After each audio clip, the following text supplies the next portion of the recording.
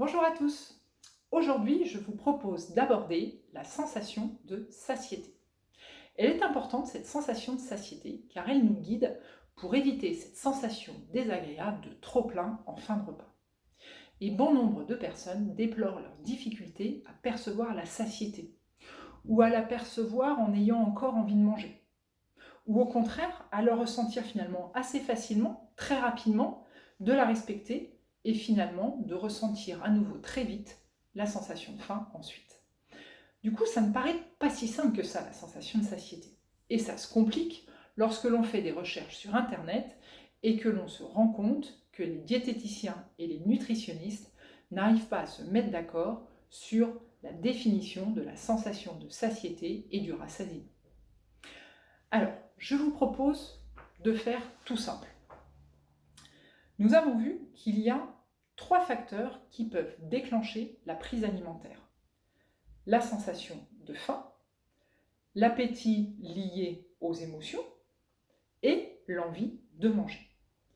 Et bien, de la même manière, il y a 3 facteurs qui vont nous permettre de nous arrêter de manger.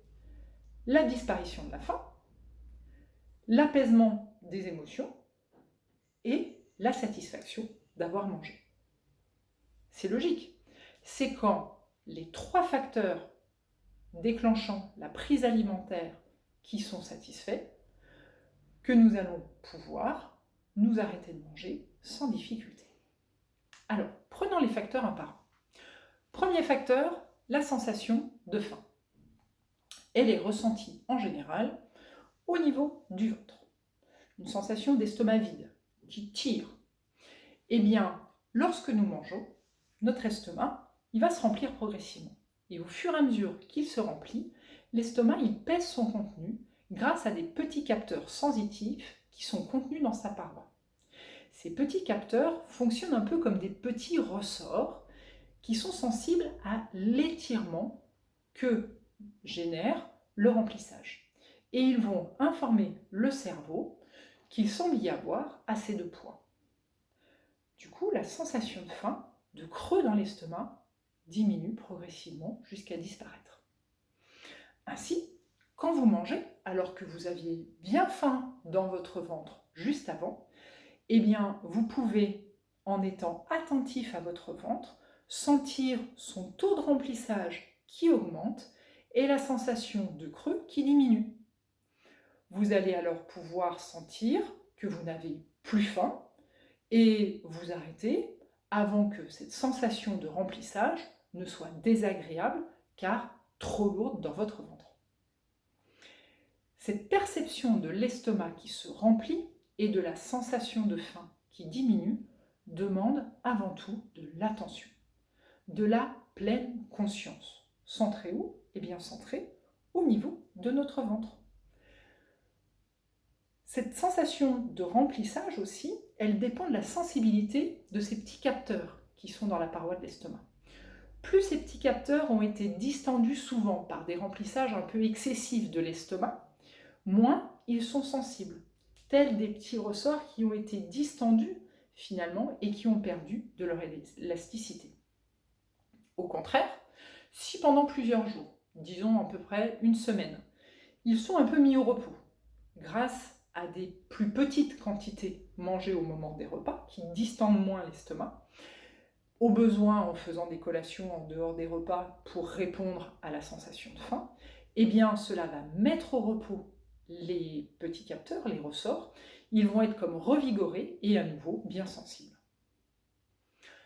Notons que cette disparition de la sensation de faim est simplement purement mécanique. Elle n'est pas du tout liée à la quantité d'énergie ou de nutriments spécifiques apportés. Ainsi, si vous buvez 300 g d'eau à 0 calories et 300 g d'huile à 2700 calories, il n'y aura pas de différence dans la perception au niveau de l'estomac. Alors, bien entendu, dans le premier cas, avec de l'eau, la sensation de faim reviendra bien vite, parce que le réservoir d'énergie sera toujours vide, ce qui va redéclencher une sécrétion de ghrelin et la sensation de faim très rapidement. Dans le deuxième cas, avec l'huile, vous risquez d'être rassasié finalement à un bon moment. voire de sentir une sensation de digestion un peu longue et difficile avec de l'huile. Prenons maintenant le deuxième facteur qui peut déclencher une prise alimentaire. C'est l'appétit lié aux émotions.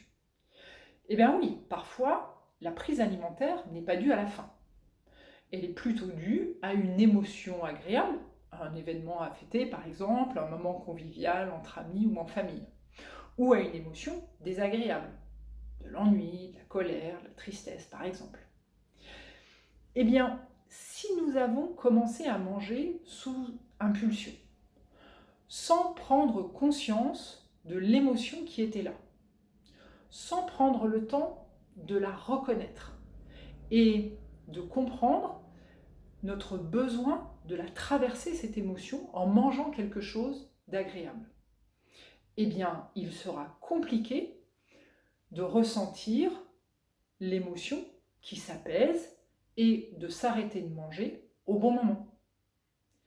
Si au contraire, nous sommes bien au clair avec notre ressenti, si nous avons une claire conscience de notre état émotionnel et de l'appétit qu'il engendre, eh bien, lorsque nous allons décider de manger, nous pourrons sentir, au fur et à mesure que nous dégustons, notre état interne qui s'apaise grâce au plaisir ressenti en mangeant. Et du coup, nous ne remplirons pas plus que de besoin notre organisme. Si vous avez du mal à évaluer votre appétit lié à vos émotions, je vous invite à aller voir une vidéo précédente que j'ai faite sur le jeu de l'explorateur intérieur. Et cet appétit émotionnel, c'est l'étape 2 du jeu. Donc n'hésitez pas à aller voir. Prenons enfin le troisième facteur déclenchant la prise alimentaire. C'est l'envie de manger. C'était la troisième étape du jeu de l'explorateur dans la vidéo précédente.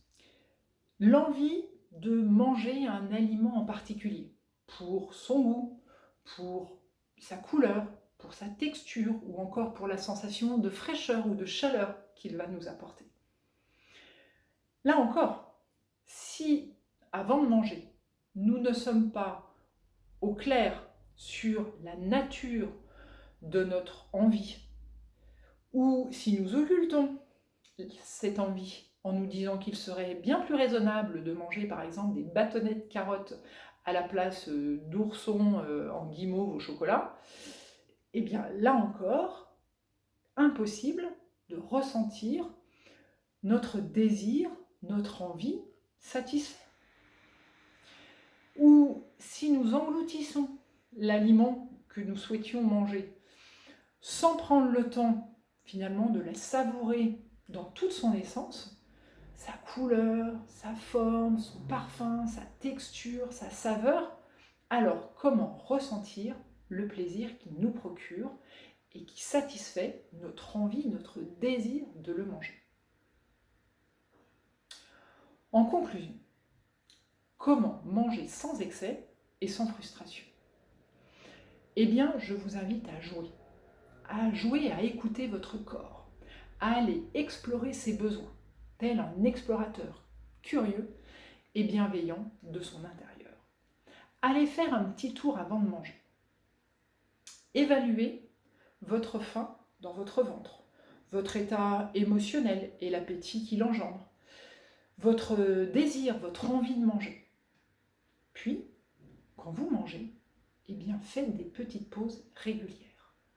Allez voir, écouter, sentir ce qui se passe dans votre ventre, dans votre bouche et dans votre tête aussi.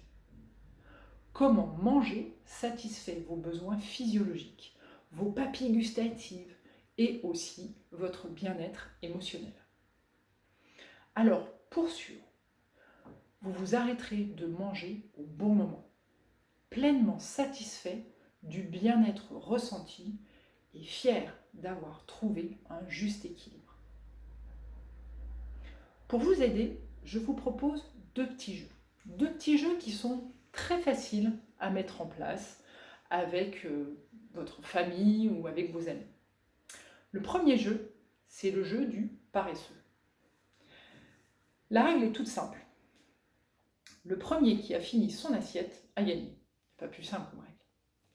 Ce jeu, il est très intéressant parce que ça va être un prétexte ludique à ralentir votre rythme en mangeant et à vous permettre de mieux sentir votre sensation de satiété. C'est un jeu qui fonctionne très bien avec les enfants, vous savez, les enfants un peu gourmands qui ont tendance à manger très très vite et à demander à se resservir très souvent.